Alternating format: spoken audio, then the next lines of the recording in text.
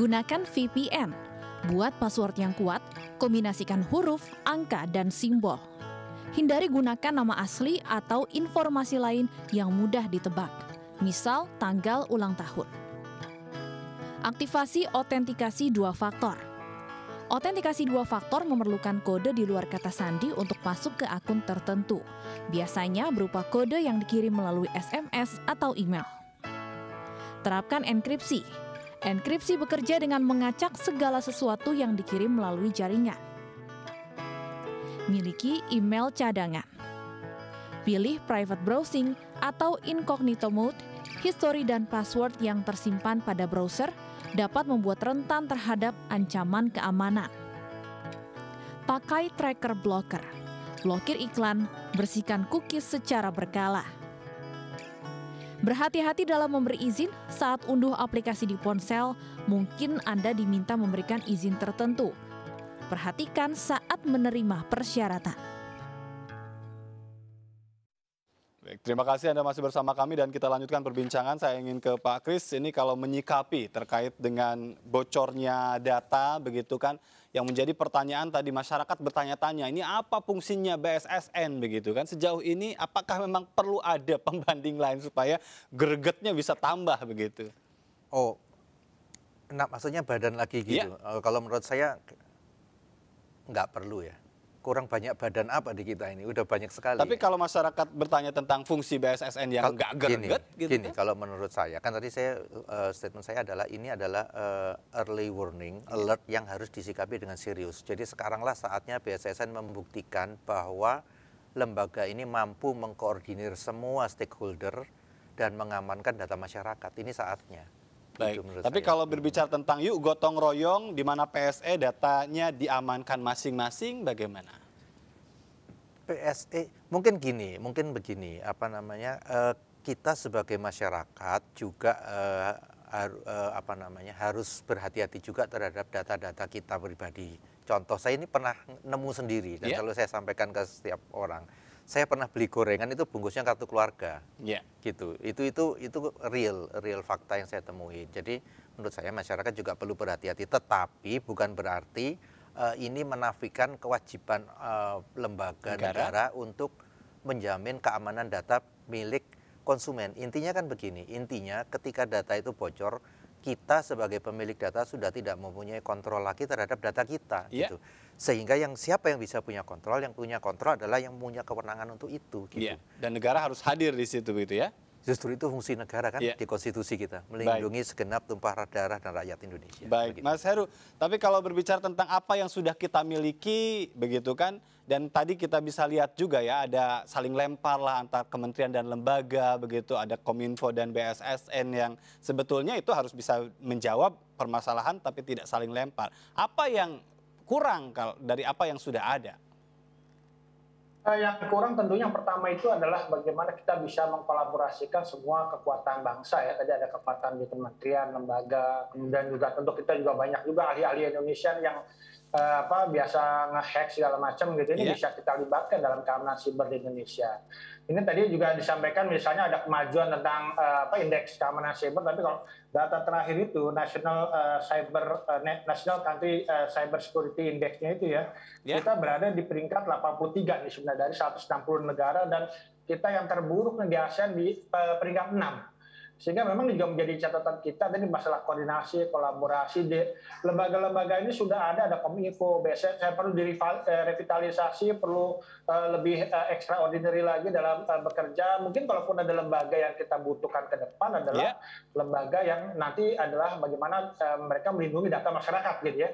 Sesuai dengan Undang-Undang PDP ini kan nanti akan ada otoritas atau lembaga yang menjadi otoritas perlindungan data pribadi ya. Ini yang memang kita harapkan ini adalah lembaga independen di mana nanti semua kekuatan masyarakat itu ada di sana untuk bisa nanti sama-sama kita melindungi data masyarakat gitu ya.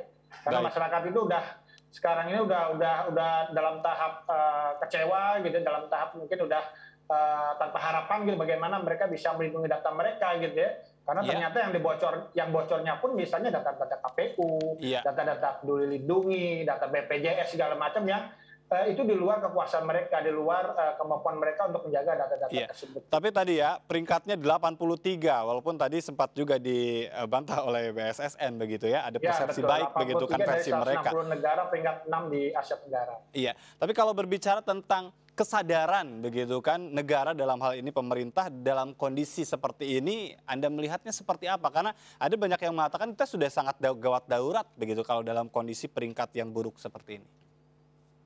Ya memang kesadaran itu agak sulit ya, karena biasanya di tingkat PSE termasuk juga pemerintah, kita ini kok selalu memantau serangan dari luar, selalu memantau data-data yang bocor segala macam, tapi ternyata kan tidak bisa seperti itu. Keamanan siber, keamanan data tidak bisa diselesaikan dengan narasi.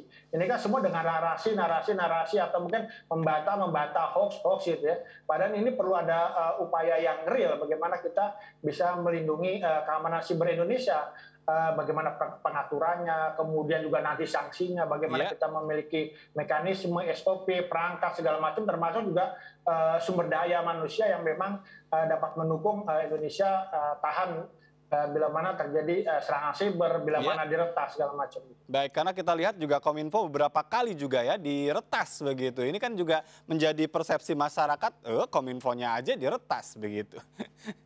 Ini kenapa kalau secara teknis tadi ya tanpa kita kembali membentuk sebuah narasi begitu. Kenapa kok bisa sampai lembaga pemerintahan begitu rapuh begitu oleh hacker? Ya, mungkin kurang serius kalau saya. Kurang serius. Ya, kalau menurut saya gini ya memang nggak serius dianggap ini sebagai tantangan gitu. Kalau soal pembentukan lembaga dan sebagainya itu menurut saya itu nomenklatur yang bisa saja, tetapi yang intinya bukan pembentukan lembaganya.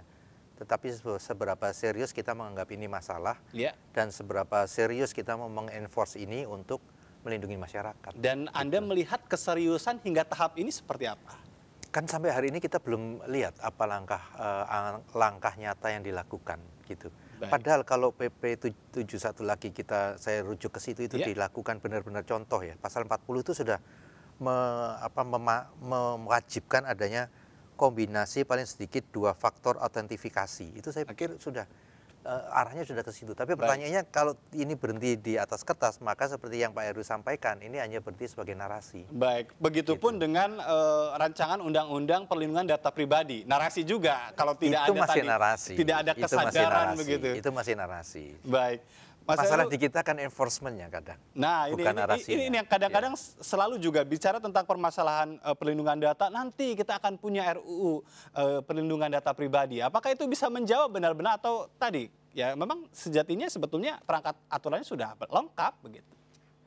Ya memang dikatakan aturan yang sekarang ada kan memang sanksinya tidak tegas gitu ya, sehingga diharapkan memang undang-undang PDP ini menjadi jawaban dari segala kasus kebocoran data. Tapi kan memang ini kan hanya di atas kertas. Bagaimana nanti prakteknya kan ini persoalan yang harus terus dikawal gitu ya. Karena kalau misalnya nanti substansi isi dari RUU PDP ini tidak bisa menjawab tantangan kebocoran data yang saat ini ada, kemudian juga nanti lembaga misalnya otoritas yang memiliki kewenangan mengatur, mengawasi, mengendalikannya juga tidak kuat untuk melakukan enforce seperti yang dikatakan Pak Taufik. Nah, tentu juga persoalan kebocoran data ini akan terus terjadi dan terjadi gitu ya. Baik. Sehingga memang ini perlu waktu lah untuk kita nanti kita sama-sama melihat kiprahnya seperti apa, dan tentunya kita berharap memang ini menjadi salah satu solusi bagaimana kita memperkuat keamanan siber dan keamanan data kita di masa mendatang. Baik, jika malam hari ini kita bertanya kebocoran data, tanggung jawab siapa menurut Mas Heru? Ya memang ini tanggung jawab bersama, tanggung jawab pemerintah, PSE dan juga masyarakat. Tapi memang yang berada di depan adalah pemerintah sebagai negara yang mengatur, mengawasi dan mengendalikan keamanan siber, mengorkestrasi keamanan siber di Indonesia. Dia tidak bisa mengelak lagi ya, Kominfo dalam hal ini juga BSSN begitu ya? Ya betul. Baik, Pak Kris. Tanggung jawab ini tentu harus diimplementasikan dengan sesuatu yang real, strategis begitu. Apa? Jadi kalau saya ngutip yang pertanyaan tadi ke Pak Heru, tanggung jawab siapa? Menurut saya ini tanggung jawab yang pertama adalah tanggung jawabnya PSE.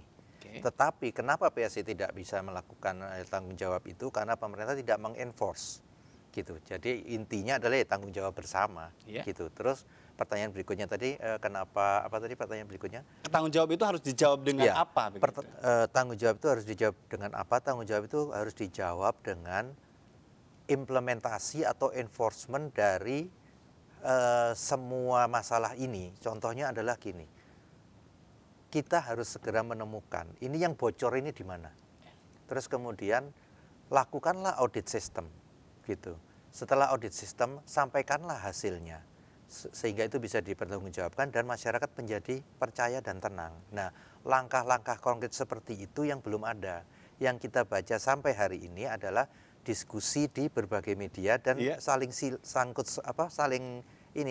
adu argumentasi gitu. Yang istilahnya Pak Heru tadi, kita sekarang lagi sibuk bernarasi. Padahal hal teknis yang harus dilakukan gitu ya. Betul, kita lagi sibuk bernarasi, tetapi kita lupa untuk melakukan apa hasil dari narasi itu. Baik, terima kasih Pak Kris sudah bergabung bersama kami. Mas Heru, terima kasih banyak sudah berbagi informasi malam hari ini, pemirsa. Terima kasih, sehat terus. Sehat selalu untuk semuanya dan pemirsa. Usai sudah MNC News Prime malam hari ini, mari berbagi untuk masyarakat yang terdampak bencana melalui program MNC Peduli. Tetap patuhi protokol kesehatan. Saya Ajatur Ratma, sampai jumpa.